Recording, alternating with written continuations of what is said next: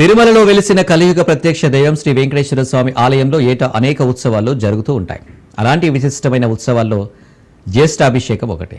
ప్రాచీనమైన ఉత్సవ విగ్రహాల పరిరక్షణే ఈ వేడుకల వెనుక ఉన్న ప్రధాన పరమార్థం. ఉత్సవ ప్రియునికి ఏడాదిలో 3 రోజులు ప్రతి సంవత్సరం జ్యేష్ఠ నక్షత్రానికి ముగిసే విధంగా స్వామివారికి జ్యేష్ఠాభిషేకం నిర్వహిస్తారు.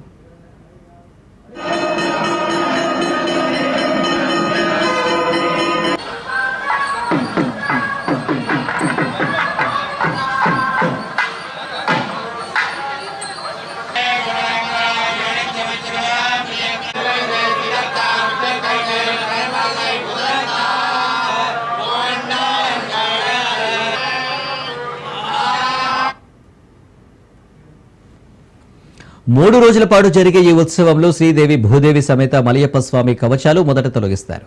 సంవత్సరం పొడవునా కవచాలతో దర్శనమిచ్చే ఉత్సవమూర్తులు జ్యేష్ఠ అభిషేకాలు నిర్వహించే రోజులు మాత్రమే సహజ సిద్ధంగా దర్శనమిస్తారు. ఈ సందర్భంగా వజ్ర, ముత్యాలు, బంగారు ఆభరణాలతో 3 రోజుల పాటు దర్శనమిస్తారు.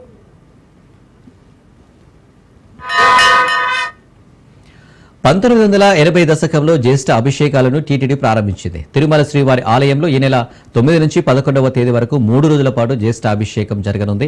అభిషేకాలు, పంచామృత స్నపన, తిరుమంజనాల కారణంగా శ్రీదేవి భూదేవి మలయప్ప స్వామివారి ఉత్సవమూర్తుల విగ్రహాలు ఆగిపోకుండా జాగ్రత్తలు తీసుకునేందుకు వైఖానసాగమోక్తంగా నిర్వహించే ఉత్సవమే జ్యేష్ఠాభిషేకం. ప్రతి సంవత్సరం జ్యేష్ఠ మాసంలో జ్యేష్ఠ నక్షత్రానికి ముగిసే విధంగా స్వామివారికి ఈ ఉత్సవం నిర్వహిస్తారు. ఆలయంలోని సంపంగ ప్రదక్షిణంలో గల కళ్యాణ మండపంలో ఈ ఉత్సవం నిర్వహిస్తారు. దీనిని అభిధేయక అభిషేకం అని కూడా అంటారు.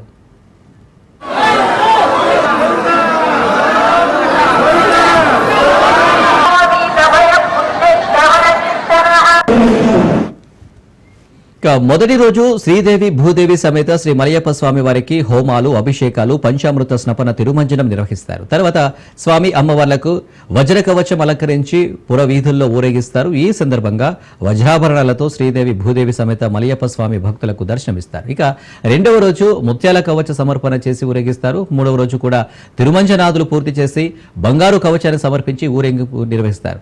ఈ బంగారు కవచాన్ని మళ్లీ జ్యేష్ఠాభిషేకంలోనే తీస్తారు. అంతవరకు సంవత్సరం పొడవునా శ్రీదేవి భూదేవి సమేత మలయప్ప స్వామి వారు బంగారు కవచంతోనే ఉంటారు. సంవత్సరంలో జ్యేష్ఠాభిషేకం సందర్భంగా మాత్రమే కవచాలు తొలగిస్తారు.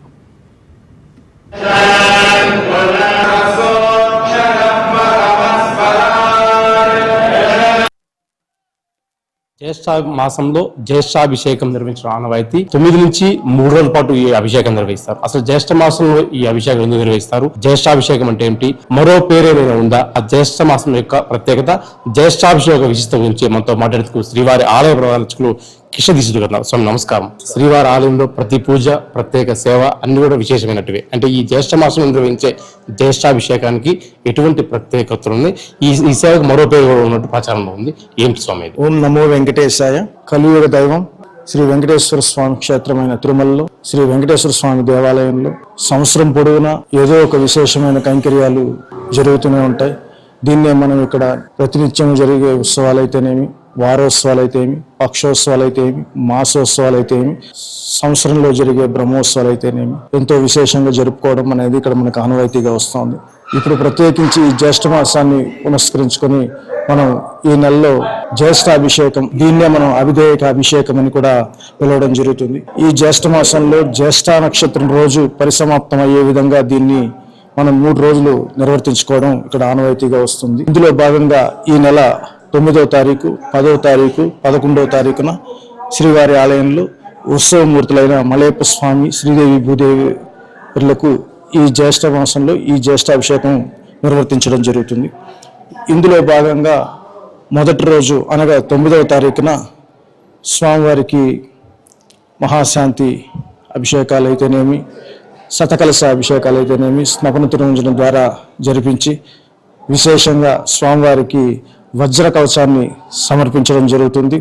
అటుపిమ్మట రెండవ రోజున మలయప్ప స్వామి వారికి ముత్యంగి అనే కవచాన్ని సమర్పించడం జరుగుతుంది. మూడవ రోజు అంటే చివరాఖరి రోజున 11వ తారీఖున స్వామివారికి పై చెప్పబడిన విశేష హోమాలు అయితేనేమి, శతకలశ అభిషేకాలు అయితేమి జరిపించి సువర్ణ కవచాన్ని స్వామివారికి సమర్పించి సాయంకాలం సహస్ర దీపాలంకరణ సేవలో స్వామివారు భక్తులందరినీ బంగారు కవచంలో దర్శనం ఇవ్వడం జరుగుతుంది. ఈ విధంగా ఈ 3 రోజులు వివిధ అలంకారాల్లో స్వామివారు భక్తులను అనుగ్రహిస్తారు. స్వామి, ఈ ఉత్సవ విగ్రహాలు చాలా పురాతనమైనట్టుగా తెలుస్తుంది. ఆ ఉత్సవ విగ్రహ అరుగుదల కారణంగా గతంలో కొన్ని సేవలు కూడా రద్దు చేశారు. ఏడాది కోసం నిర్వహిస్తున్నారు. ఇప్పుడు ఈ కవచం తొలగించి చేస్తారంటున్నారు. అంటే ఈ కవచంతో ఏడాది పూర్తి దర్శనమిస్తారు స్వామివారు. మనకి లభ్యమైన ఈ మలయప్ప స్వామి ఉత్సవ విగ్రహాలు చాలా పురాతనమైనవిగా మనకి తెలుస్తున్నది. మనం దగ్గర నుంచి స్వామివారి విగ్రహాలను గమనించినట్లయితే కొంత అరుగుదల అనేది మనం గమనించవచ్చు. దీన్ని దృష్టిలో ఉంచుకొని గతంలో మేము దీన్ని తిరుమల తిరుపతి దేవస్థానం వారి దృష్టికి తీసుకెళ్లడం జరిగింది. గతంలో ప్రతిరోజు స్వామికి ఏదో ఒక అభిషేకం ఉండేదాని వల్ల అరుగుదల అనేది త్వరగా జరుగుతున్నది. ఇలా అరిగిపోతే విగ్రహాలు భావితరాలకి మనం అందించలేమనే ఒక సంకల్పంతో దేవస్థానం వారి దృష్టికి తీసుకెళ్ళగా వారు దాన్ని పరిశీలించి సానుకూలంగా స్పందించి ప్రతిరోజు జరిగే ఆర్జిత వసంతోత్సవాన్ని, వారం జరిగే సహస్ర కలశాభిషేకం విశేష పూజల్ని కూడా సంవత్సరానికి ఒకసారి జరిగేలా నిర్ణయం తీసుకోవడంతో విగ్రహాలను మనం మరింత కాలం భద్రంగా కాపాడుకునే అవకాశం కలిగింది. పురాతనమైన విగ్రహాలు కాబట్టి వాటిని జాగ్రత్తగా కాపాడుకోవాల్సిన దాంట్లో భాగంగానే ఉత్సవాలన్నీ కొన్ని రోజు జరిగే ఉత్సవాల్ని మనం సంవత్సరానికి ఒకసారి చేయడంగా మార్చుకోవడం జరిగింది. థ్యాంక్ యూ స్వామి. పూర్తి స్థాయిలో జ్యేష్ఠ మాసంలో ఈ జ్యేష్ఠాభిషేకం నిర్వహించే ఆనవాయితీ. మరోపక్క ఈ జ్యేష్ఠాభిషేకాన్ని అభ్యుదయ అభిషేకం కూడా పిలుస్తారంటున్నారు. మరోవైపు పురాతన విగ్రహాలు భావితరాలకు అందించే ఉద్దేశంతో నిత్య సేవని అలాగే వారపు సేవను కూడా వార్షిక సేవగా మార్చబడింది. అయితే పూర్తి స్థాయిలో కూడా కవచంతో స్వామివారు స్వర్ణ కవచం ధరించిన తర్వాత వచ్చే ఏడాది జరిగే జ్యేష్ఠాభిషేకం వరకు కూడా అదే కవచంతో స్వామివారు భక్తి దర్శనం కల్పిస్తారు. Photo studio.